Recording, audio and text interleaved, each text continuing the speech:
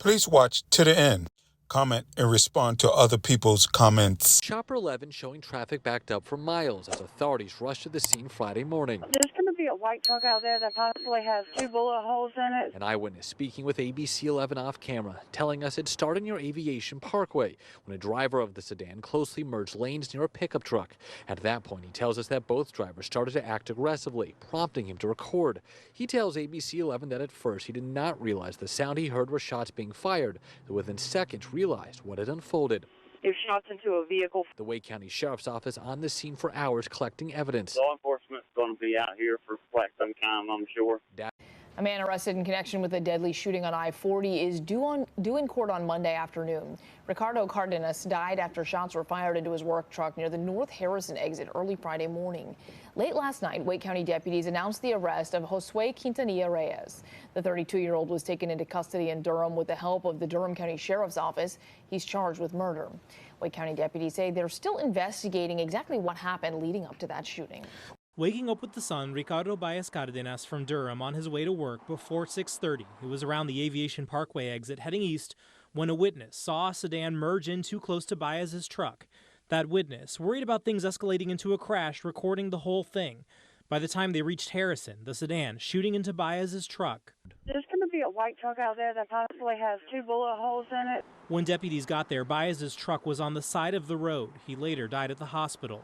That witness calling 911 and following the sedan to Carytown Boulevard, but eventually lost them as they got back on the highway. That driver, now identified as 32-year-old Jose Alejandro Quintanilla-Reyes, was arrested in Durham. New today, the man charged with killing another driver on I-40 appeared in court today. Josue Quintanilla-Reyes, right here, could face the death penalty or life in prison if he's convicted. The family of Ricardo Baez was in court. They say that he was killed on the way to work. This is the man Wake County deputies believe pulled the trigger and sped off, Jose Quintanilla-Reyes. If you were convicted, you could be placed to death. Or life in prison without the possibility of parole. If you were convicted, you could be placed to death. Or you prison for life without parole. As Wake County District Judge Margaret Eagles laid out the possible fate of accused killer Josue Quintanilla-Reyes, 4 family members of victim Ricardo Baez Cardenas sat in the courtroom to see for the first time in person the man charged with their loved one's murder. Yeah, that's right, Bianca Dewan. That was an emotional sit-down at the Baez home in Durham earlier tonight. Tonight they're remembering a father, a brother, and a son, someone that they said was fun-loving, caring, who loved to sing, and who they say didn't deserve to have this happen. Receiving that phone call, it's the most terrifying moment in my life. Tonight, the family of Ricardo Baez, the 35-year-old shot and killed in a suspected case of road rage on I-40 early Friday morning, recounting the pain and grief of the last 48 hours. How can you explain his son what happened?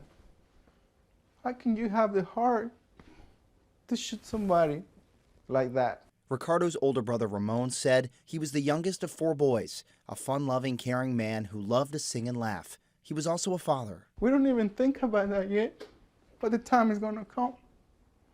How will be your Christmas? Not many people don't have their fathers. The first Christmas probably tough. Another brother, Alfredo, recalled how Ricardo was always what he called the life of the party. We're never gonna hear him singing again. My dad, he meant everything to me. Both Ricardo Jr. and the entire family say they were waiting for the right time to deliver an important message. We need to learn from this. It's not worth it